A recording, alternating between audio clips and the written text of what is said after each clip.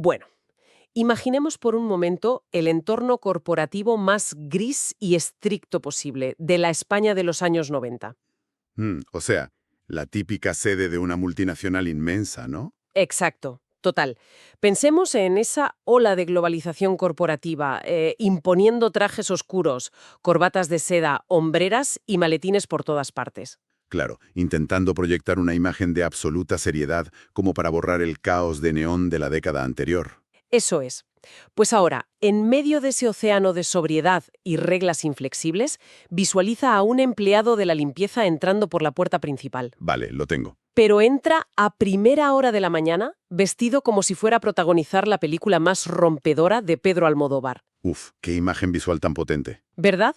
Pues hoy, en este análisis a fondo diseñado para nuestro perfil de oyente más curioso, vamos a desgranar un extracto fascinante de unas memorias corporativas. Un texto muy especial, desde luego. Se titula Un limpiador muy especial. Y nuestra misión hoy es descubrir cómo una figura que debería ser invisible en la jerarquía tradicional logró desafiar las normas de un gigante como Procter & Gamble. Ya. Y no solo eso, sino convertirse en un símbolo absoluto de diversidad y libertad. Exactamente. Es que estoy fascinada con este caso. Y es un punto de partida excepcional, ¿eh? Porque, a ver, no estamos ante un manual teórico sobre cómo implementar políticas desde la sede central. Claro, cero teoría aburrida de recursos humanos. Exacto. Lo que este texto nos da es una ventana de observación directa hacia la sociología de las organizaciones. O sea, nos permite entender algo clave.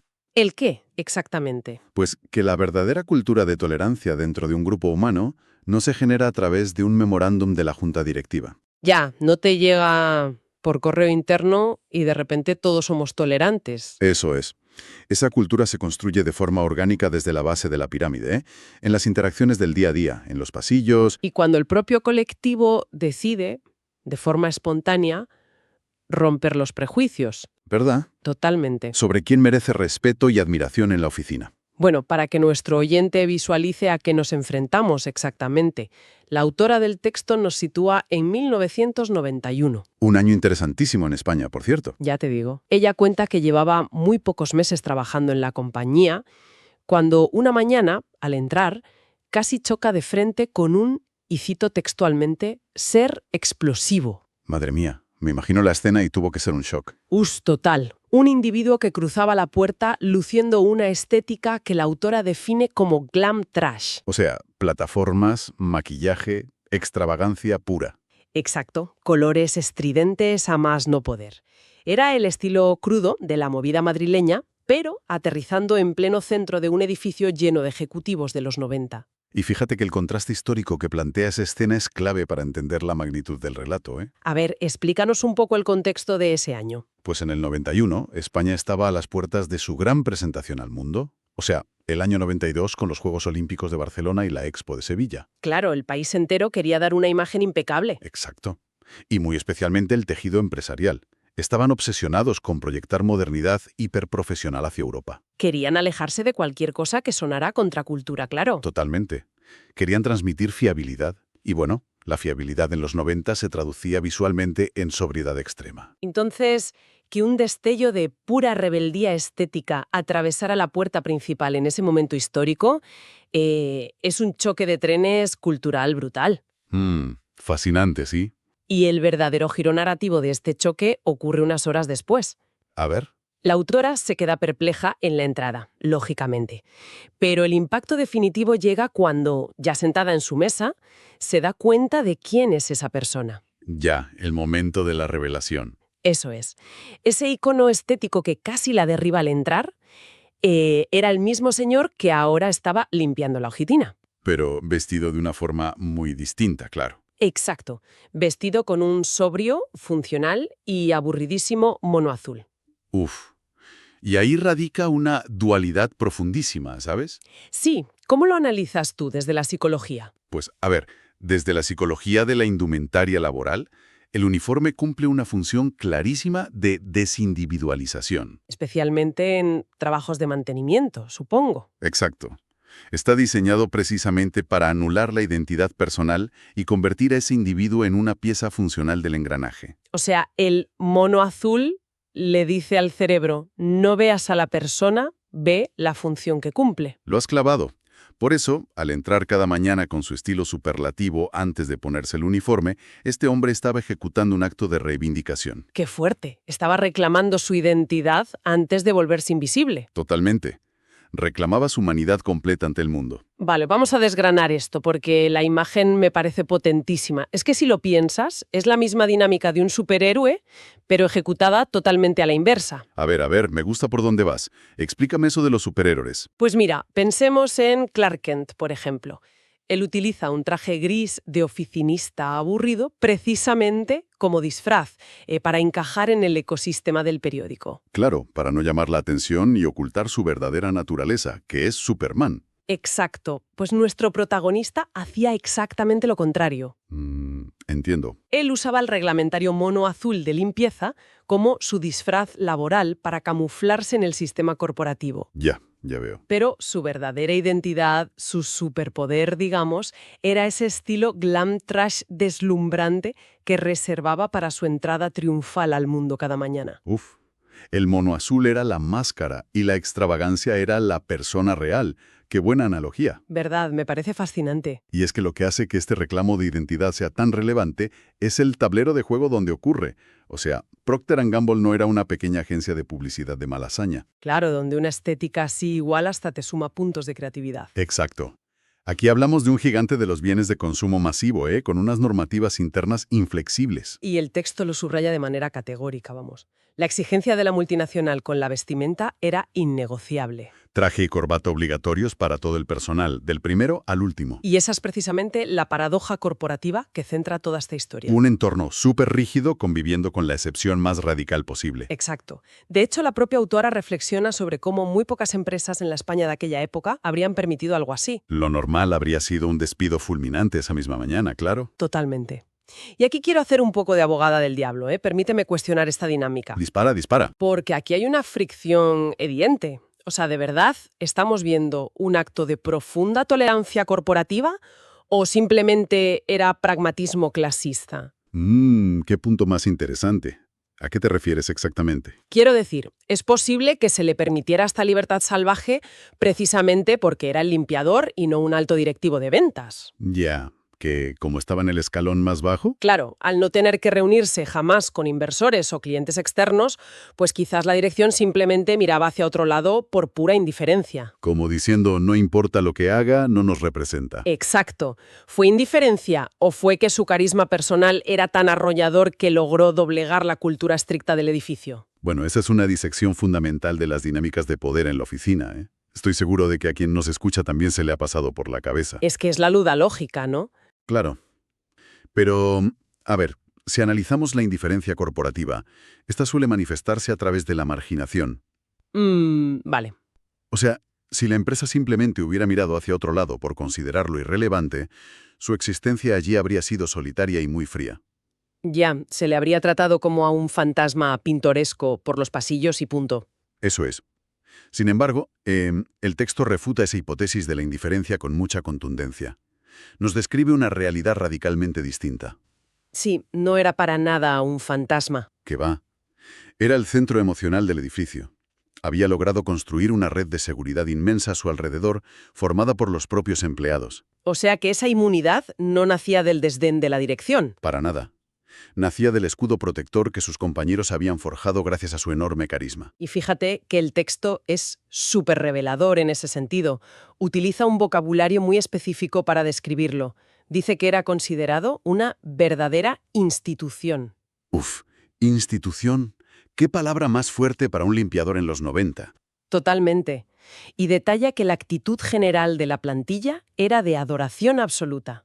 Literalmente era el mimado y el consentido de la oficina. Y claro, ese comportamiento colectivo nos adentra en uno de los fenómenos más interesantes de la sociología de grupos. ¿Cuenta? Pues que todo grupo humano consolidado desarrolla mecanismos para proteger su propia cultura interna. Independientemente de lo que dicten las leyes externas o el manual de recursos humanos, ¿no? Exactamente. Cuando los empleados veteranos, que son los que visten los trajes oscuros y tienen el poder formal, deciden cohesionarse para proteger al más vulnerable. Ya. ¿Y al estéticamente más atípico? Eso es, cuando lo miman están estableciendo los verdaderos valores de esa tribu. O sea, están enviando el mensaje de que la humanidad compartida prevalece sobre el protocolo corporativo. Lo has definido a la perfección. Y esa idea de establecer los valores de la tribu conecta con una anécdota del texto que a mí como lectora me hizo un clic mental brutal. Ajá, la prueba de fuego, ¿verdad? Exacto.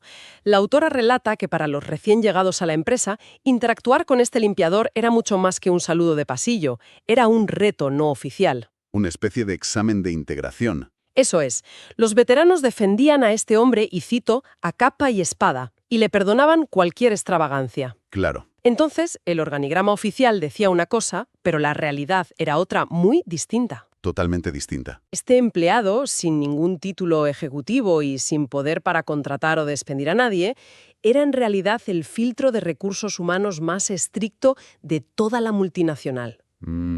Desarrollemos un poco esa idea del filtro porque ilustra muy bien cómo las organizaciones evalúan de verdad a sus miembros. Claro, pensemos en el escenario típico. Llega un ejecutivo joven, recién fichado, con un currículum impecable y un traje carísimo. Y con muchísima ambición por escalar en la empresa, supongo. Exacto. Pero si ese joven, cegado por su propio ego, no era capaz de tratar con respeto y cariño genuino al limpiador de estética glam trash, Automáticamente suspendía la prueba humana. eso es. La tribu de veteranos lo estaba observando. Podía dominar los balances financieros, pero si mostraba arrogancia hacia el eslabón más débil, Quedaba excluido en silencio de la verdadera cultura del equipo. ¡Madre mía! es fuerte, ¿eh? Y es que el mecanismo psicológico detrás de lo que describes está súper estudiado, ¿eh? Así, tiene nombre en sociología. Bueno, existe un perfil tóxico muy común en entornos competitivos. Es esa actitud de hacer la pelota hacia arriba y pisotear hacia abajo. Los típicos que son encantadores con el jefe y unos tiranos con el becario o con mantenimiento. Esos mismos. Y los grupos sanos desarrollan anticuerpos contra ese perfil. Claro, porque saben que alguien así acabará destruyendo la confianza del equipo. Exacto. Así que, al observar cómo el nuevo trataba al limpiador extravagante, los veteranos no evaluaban su capacidad técnica, evaluaban su integridad moral. Me parece fascinante. El verdadero proceso de integración no pasaba por firmar papeles en recursos humanos, sino por demostrar en el pasillo que veías a la persona más allá del mono azul. Tal cual. Y bueno, el nivel de lealtad que generó al convertirse en el corazón de esa cultura fue absolutamente inquebrantable a lo largo del tiempo, ¿eh? 24 años, nada menos. Exacto. Esa protección a capa y espada no fue la moda de unos pocos meses.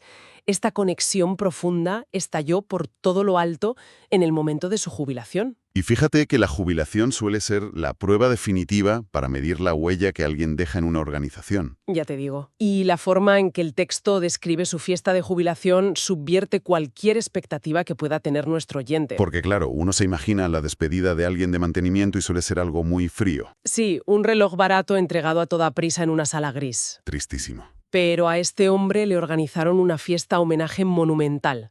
La autora señala que acudió literalmente media empresa. ¡Qué barbaridad! Y el detalle más asombroso, agárrate, le alquilaron una limusina específicamente para él. ¡Uf! ¡Qué fuerte! La escena descrita parece el final de una película.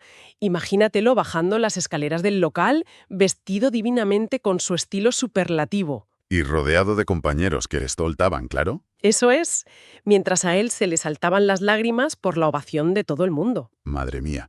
Es que la carga simbólica de esa escena, sociológicamente hablando, es abrumadora, ¿eh? Totalmente. ¿Cómo lo interpretas tú? Pues estamos presenciando la inversión total de la pirámide de estatus corporativo. Piensa que la limusina, sobre todo en el capitalismo de los 90, era el símbolo definitivo del poder ejecutivo. Claro, el coche reservado para el CEO, la élite financiera. Exacto. Al alquilar ese símbolo supremo para honrar a la persona que fregaba los suelos, los empleados estaban dinamitando la jerarquía de forma totalmente consciente. ¡Guau! Estaban afirmando que la contribución más valiosa no la había hecho el que generaba más beneficios. ¿Verdad? Eso es.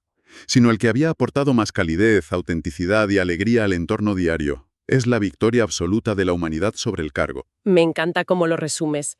Es la victoria de la persona sobre el organigrama corporativo. Así es. Y esa atmósfera de cariño es lo que lleva al autor a su reflexión final. Ella afirma sentir un orgullo inmenso por sus 24 años allí. Pero no por los éxitos comerciales de Procter & Gamble, supongo. Para nada. Reflexiona recordando que en aquella empresa, y cito sus palabras, soplaban aires de libertad. Libertad no solo de pensamiento, sino de hechos. Libertad y tolerancia. Mm. Y eso rompe por completo nuestros esquemas actuales, fíjate. Sí, tendemos a pensar que el pasado corporativo era asfixiante y cerrado de mente. Es el sesgo del presentismo, ¿eh? Solemos creer que conceptos como la inclusión o el bienestar emocional son inventos supermodernos de la última década. Y este relato desmonta esa arrogancia histórica de un plumazo. Totalmente. Nos demuestra que la tolerancia no requiere vocabularios técnicos modernos ni seminarios carísimos. Es una capacidad humana elemental. Cuando la empatía florece de forma genuina, se crean vínculos indestructibles. Incluso dentro del entorno corporativo más rígido y exigente de los 90, porque la libertad no dependía del manual, dependía del pacto humano entre los compañeros. ¡Qué gran conclusión! Entonces, si damos un paso atrás y observamos el recorrido de hoy, ¿qué conocimiento fundamental nos llevamos? Bueno, creo que hay mucho donde rascar. Sí, hemos visto como una memoria sobre un limpiador, alguien que combinaba la estética de la movida con un humilde mono azul, nos ha revelado mecanismos asombrosos. Sobre cómo funcionan realmente las empresas por dentro, claro. Exacto. Nos ha enseñado que el liderazgo orgánico y la cohesión de un equipo no se imponen desde la dirección, se forjan en la valentía colectiva de un grupo dispuesto a proteger y celebrar a un individuo tal y como es. Filtrando de paso la arrogancia de quienes no ven el valor humano más allá de un traje de chaqueta, que no es poco. Totalmente. Y bueno, sé que esta historia te lleva a una reflexión un poco más profunda sobre la actualidad. Sí, es una pregunta provocadora que me surge al pensar que la autora considera que la tolerancia sigue siendo una asignatura pendiente hoy en día. A ver, compártela con quien nos escucha, que seguro que les deja pensando. Pues mira, sabiendo que una estructura tan rígida, en los 90, logró cultivar un nivel de aceptación tan auténtico solo con permitir a alguien ser libre, Sí. cabe preguntarse si los modernos programas de diversidad corporativa, hiperregulados y basados en métricas, están logrando crear ese cariño real entre compañeros. Uf, qué buena pregunta. O sea, nos hemos quedado atrapados en marcar listas de requisitos burocráticos, perdiendo por el camino la naturalidad y empatía que hicieron a aquel limpiador alguien inolvidable. Madre mía, una dicotomía verdaderamente provocadora para cerrar este análisis a fondo. Porque al final, todos esos rascacielos imponentes y reglas estrictas terminan siendo carcasas vacías si no cuentan con las piezas humanas impredecibles que las dotan de vida. Piezas fundamentales, sí. Esas piezas que, sin importar que vistan un mono de trabajo o rompan las normas estéticas, tienen la inmensa capacidad de hacer que todo el engranaje sea verdaderamente humano. Ha sido un viaje fascinante a los años 90. Nos escuchamos en el próximo análisis.